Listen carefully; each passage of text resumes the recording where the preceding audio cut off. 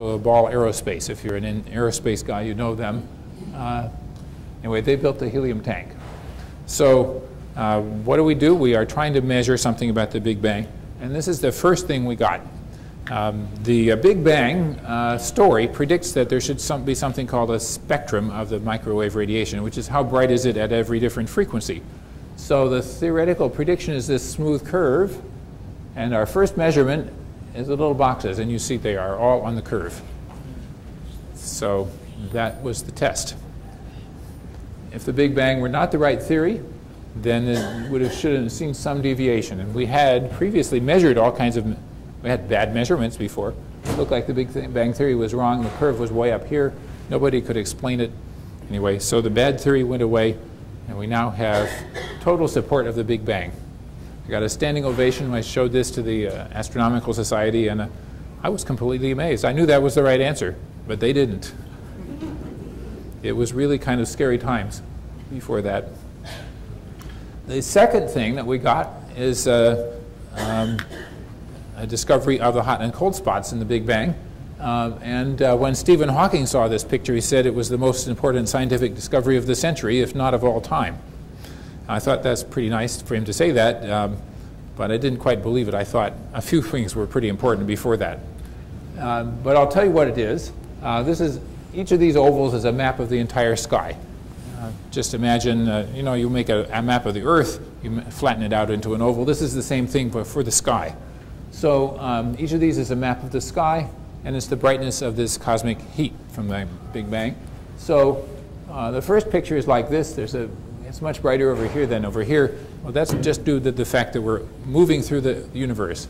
Take out that effect. We see this picture, see this big red bar across the middle. That's due to the galaxy that we live in. Subtract that, and you get this one, which is mostly spots in the Big Bang. So this is the part Stephen Hawking was cared so much about. And it tells us that if we put this into our computer, we should be able to calculate how the galaxies are formed, how the whole universe is going to go forward. And in the end, we can now do this. And it's pretty amazing to me that this is possible. That you can go from a map with a bunch of random dots and make such an amazing story. But it seems to work out. So that was the beginning of measuring tremendous amount of detail, and much, much, much more has been done. But anyway, I'll quote the press release that the Swedish Academy said, and I think it's just been said to you, for our discovery of the black body form, that's the curve, and the anisotropy. Anisotropy is a Greek word. It means not the same in every direction. It means the bumps, the spots. So there it is, and I got to go see the king. I showed my chart a lot of times, and I got my diploma from the king. Here he is giving me a beautiful diploma. Eventually, a check came as well, which we have spent on educating future scientists, engineers, and ballet dancers. My wife's a ballet teacher. So we're having a good time with that, and there are plenty more students that would like support. Anyway, so we're having a good time. Now, I like to say there are always some surprises in astronomy. This cartoon, I think, is a sort of general-purpose cartoon. Because it tells you, you could write this cartoon for an awful lot of subjects of science. You could have said it about biology, about chemistry, about medicine, about diet. Practically everything you heard is wrong about something. So anyway, this one is about the structure of the universe. And so this could have been written when we published our chart. It could have been written years later when we discovered that the universe is accelerating. So here is my picture of that. Here's Einstein inflating his universe and making it go faster and faster. Here are three men who discovered this fact. This young guy here in the middle, Adam Rees, is local to, he lives in Baltimore, so I know him better than the others. But anyway, the three of them are shown getting their Asian Nobel Prize. It's called the Shaw Prize in Hong Kong. So they found out the universe is accelerating. But we still have a few mysteries left, so what are we going to do? I just told you lots of mysteries, and I like to tell you how smart we are that we figured them out, but we haven't. So where did the antimatter go? Pretty basic question. What is dark matter? I didn't tell you about dark matter yet, but we have measured in a lot of different ways, that there's something called dark matter, which is much more abundant than the matter that we're made of. It passes through our bodies at all times, so we don't feel a thing. It has gravitation, and that's all it has that we know of. We know there's a lot of it. In fact, we know that it's responsible for those blobs on the map, mostly. So we wouldn't be here without it either. Nevertheless, we don't know what it is. The dark energy, whatever is making the acceleration happen. Almost everybody wants to be sure about Einstein. I want to go faster than the speed of light, or I want to go down a wormhole or something. So we have, certainly everybody wants us to find out this. How did we get here? I've told you a story, and almost everything in it is uncertain. So we've got to work on that a little bit. Are we alone? Is there some other place in the world that could be alive? Well, I think so. This week we heard that a planet was discovered that's at the right temperature, orbiting another star. And so maybe it's alive, but who knows? Now it's a matter of opinion right now, but it could be actually measured in the future. And then, of course, what happens next? So I want to show you now the telescope project I'm currently working on. It's called the James Webb Space Telescope. And first I want to tell you what we need to do that's different. Hubble Space Telescope and most of the telescopes we have in space see the light that you can see, visible light. Shorter wavelengths, ultraviolet, a little bit longer, infrared. But they told us that there's something out there that we don't understand, and we need a different kind of equipment. We got as far as we could get for a while with that. So let's think about infrared. Infrared light comes from things that are the temperature of our bodies. It also comes from the most distant universe. Thank you. So just to illustrate that things look totally different, you learn different things about the universe if you use the right wavelength. There's the space shuttle glowing. People just are different. So in particular, if you want to know how planets like Earth are made, it would be nice to be able to see them. So try infrared. So now we need a different kind of telescope. So here's the new telescope design. It doesn't look like a telescope at all. I'll show you a little more about how it works. But key things, well, who was James Webb? I have to tell you that. He is the man who organized NASA to go to the moon.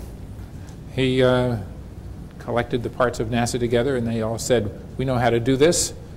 I think Huntsville had quite a big part in that. Anyway, he was the guy who actually went to Kennedy and said, I know how to do it. I know how much it's going to cost, and it can be done soon. Well, he didn't believe people like me and Phil here. He doubled the price on the way to see Kennedy, and that was enough money. But now we can't even have an argument in the amount of time that it took them to get to the moon. So anyway, he was a great leader, and I'm very glad that we're naming the telescope after him. It's the first big telescope in space that's not named after a scientist. But he did more for science in this country than almost anybody you would know. So it's worth it. Anyway, who's doing it? This Goddard Space Flight Center, where I am, is leading the project. It's a NASA-wide project, and we're also in partnership with European and Canadian space agencies to do their parts. We have instruments coming from around the world, cameras and spectrometers. But now, to point out this telescope, it doesn't really look like a telescope, does it? No tube to look through. This is more like a solar energy concentrator. Well, just imagine that it's a galaxy energy concentrator. Light comes in from over here, bounces off the big parabolic mirror, focuses onto this little secondary mirror up here, and bounces into the instrument package. So that's our version of a telescope. It's very optically similar to what the Hubble has, but it's naked. It's got no protective tube around it. It's got instead this gigantic sun shield. What you see here is a bunch of blue is actually about as big as a tennis court and has 5 layers. So it protects the telescope very well from the sun, which is always down below. So the telescope's always in the dark. So the telescope will cool off to low temperature. It will not radiate heat, or not much. So that's what makes it capable of measuring infrared that comes from things that radiate heat. It's also huge. This telescope is 6.5 meters across, about 21 feet. So it's about 2.5 times as big as the Hubble mirror, and obviously much more powerful for its purpose. You also see it's made out of hexagons. This big hexagon is made out of 18 smaller ones, and we do that for several reasons. One is the telescope has to fold up because it's bigger than the rocket. There is no rocket that's that big, nowhere close. So working with Marshall, at the beginning of our project, we actually made a catalog of 50 different ways you could fold up the telescope. And this is the one we ended up with, but it's one of many. So it's kind of scary to imagine having to do this because you can't go up there and fix it. I'm going to show you where we're going to put the telescope, and it's too dang far away. So I'm sorry, we cannot fix it if we goof. We are doing what we can to make sure it will not fail. So, okay, let me just mention it's supposed to go up in, plan is 2014, but I'm pretty sure we can't do that either. So it was mentioned earlier 2013. I'm sorry, can't. Wish us well. At any rate, Europe is supplying the rocket. This commercial launch vehicle has been pretty good for a long time. Happy about that. And the observatory will run for 5 years at least, hopefully 10. So here's where we're putting it.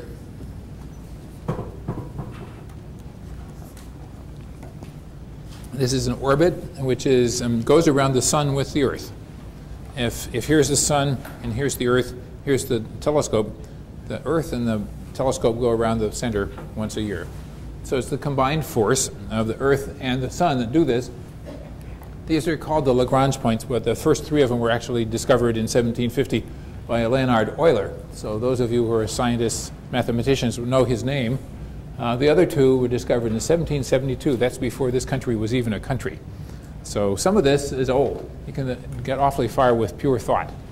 But being able to put an observatory out there, that's an awful lot different. So it's too far away for us to service it with anything we have currently. Now, it is possible actually to get there, we just can't do it yet. So here's just a picture showing how big is the observatory. Here's the model, steel model. It goes around the world on tour occasionally. Here it is on the National Mall in Washington, D.C. Here it is at the Science Museum in Munich. It likes to travel, but its ticket is expensive, so it doesn't go very often. So we had to invent a lot of things to make it go. Some of them have been developed here at Marshall with us. The first thing we had to invent is the mirror. What you're going to make it out of. When we started this project, people laughed at me. They said, that's impossible. Everyone knows you can't do that. They giggled. We said, well, we'll figure it out. So we did. So we had contracts eventually for 12 different vendors that all said, we know how to do it. We had a shootout, and on the last day, we chose beryllium as the material that we would use. It's a difficult material, but it turns out to do the right stuff. It is the right stuff for us. So now, all of those 18 segments have been polished, and some of them have been measured here at Marshall in the cryogenic test chamber, so we know how they're going to change their shape when they're cold. So by a year from now, those will all be done.